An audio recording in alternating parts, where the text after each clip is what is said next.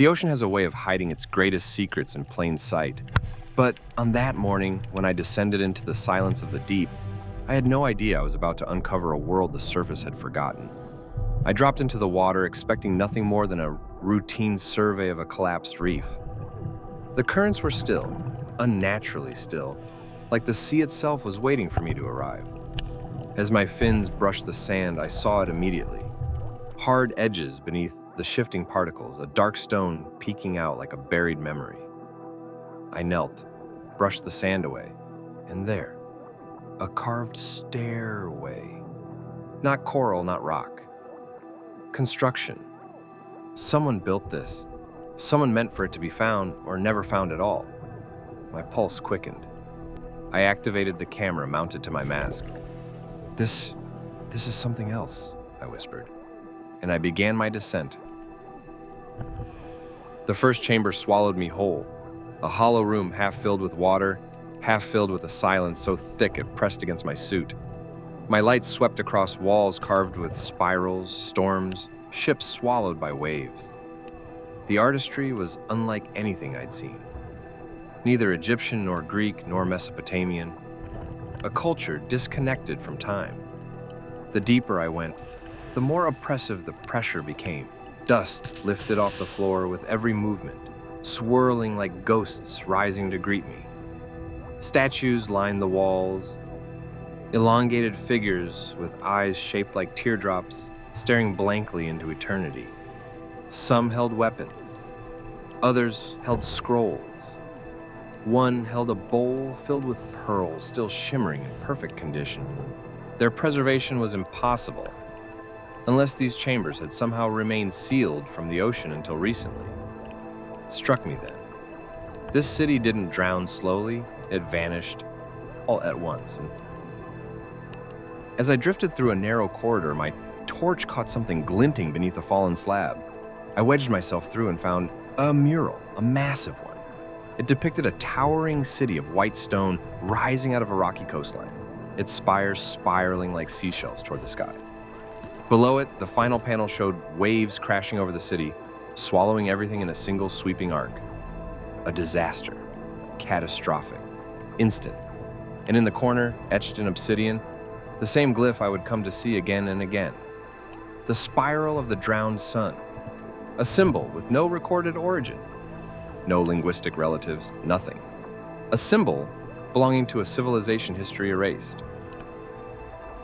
Past the mural, I pushed deeper, fins brushing through a collapsed archway. That was when I found the first treasure haul. Even now, replaying the footage, it doesn't feel real. The chamber glittered like a galaxy inverted. Coins spread across the floor, necklaces tangled like vines, golden plates stacked against broken walls. Sunlight leaking through a crack in the ceiling reflected off everything, turning the entire room into a storm of shimmering fragments. Underwater treasure never looks this pristine. But here, time had surrendered. A golden mask lay half buried near my feet. Its expression was stern, almost angry. I lifted it, and for a moment I felt like it was staring back at me, accusing me of trespassing. I placed it back exactly where I found it. Some artifacts demand respect. Farther in, I reached a long corridor carved with deep vertical ridges that looked like waves frozen mid-crash. The carvings grew more chaotic the deeper I swam, twisting into shapes that resembled lightning bolts or serpents. Coral clung to the grooves like veins, glowing faintly in my torch's glare. As I kicked forward, I whispered into the recorder, if this city had priests, this was their path.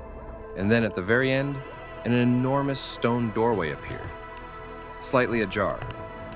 That's when my heart stopped, because behind it, air, a sealed chamber, untouched by water for centuries. I squeezed through the opening, and my torch revealed what looked like a sanctuary. Oil lamps still clung to the walls, dried herbs hung from ropes, and at the center stood a stone slab covered in items, obsidian discs, carved idols, bone flutes offering bowls filled with dried petals. A reliquary sat in the center, a stone chest bound with corroded metal bands. The spiral was carved onto its lid in thick, violent strokes. I didn't open it. Not here, not alone. But I knew then, this civilization practiced rituals beyond anything we've recorded. Back underwater, I continued down twisting stairs leading into natural caverns. Here, nature reclaimed everything, but strangely, the architecture blended into the rock perfectly, as if the city had grown out of the earth instead of being built by hand. One cavern in particular took my breath away.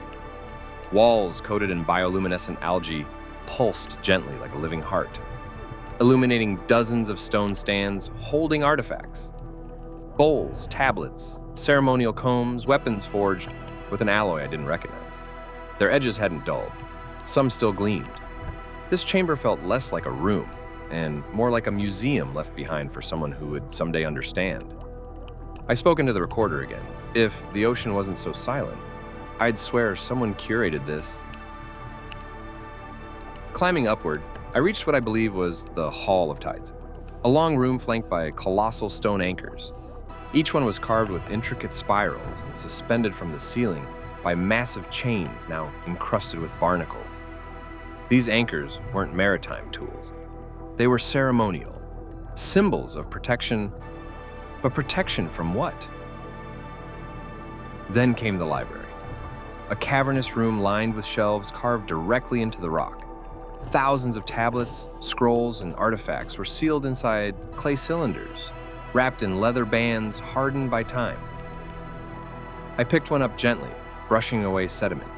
The surface was engraved with symbols: spirals, suns, crescent moons, crashing waves. Their writing system was beautiful and completely unknown. My heart pounded. This wasn't just a lost city. It was a lost civilization. But nothing prepared me for the throne room. Entering it felt like stepping into another world, one where sunlight pierced the ocean through a massive split in the ceiling, refracting into dancing beams. Each beam struck golden objects scattered around a black obsidian throne, making them glow like fire underwater. The throne itself was imposing, carved from a single block of obsidian, polished to a mirror-like sheen. The spiral was etched into its back in swirling hypnotic curves. And at its base, an array of offerings, a crown of hammered gold, necklaces made of shells shaped into perfect spirals, weapons forged with a metal that looked like liquid moonlight, ceremonial masks, still painted with vibrant pigments. I hovered there for a long time, barely breathing. Whoever sat on that throne was more than a ruler. They were a myth made flesh. But the deepest point, the one that haunts me still, was the final corridor. The water grew colder. Light seemed to bend unnaturally. My instruments flickered as if something was interfering with them. The corridor stretched out like the neck of a beast, long and suffocating. And at the end, the gate. Two towering stone slabs fused with coral and etched with depictions of sinking cities, raging storms, people kneeling before a spiral sun. The carvings were frantic, rushed, layered with fear. But what froze me in place were the gouges. Deep, violent, carved straight into the stone. Something massive, something with claws, had attacked this gate with terrifying strength. My breath misted inside the mask as I whispered, "Something tried to get in," or something tried to get out. The spiral was carved at the center of the gate, larger and deeper than anywhere else. It felt alive. I placed my hand against it, and for a split second, I swear I felt warmth. I stepped back immediately. I didn't open the gate. Not this time. The ocean wasn't ready for that, and neither was I. My ascent was slow, heavy. Every meter upward felt like leaving behind a part of myself. As the sunlight finally broke through, illuminating the waves above me, I felt the weight of what I'd discovered pressing into my chest. A drowned city, an unknown culture. Rituals, treasures, technologies, warnings. And behind that sealed gate, something that terrified a civilization powerful enough to build temples beneath the waves. When I surfaced, the world felt different, smaller somehow. I don't know what destroyed this city, I don't know what the spiral means, and I don't know what lies behind the gate. But I do know this. This is only the beginning. I will return. And next time, I won't turn back. Thank you for joining me in this descent into the forgotten world beneath the sea. Stay curious, stay brave, and I'll see you in the next expedition.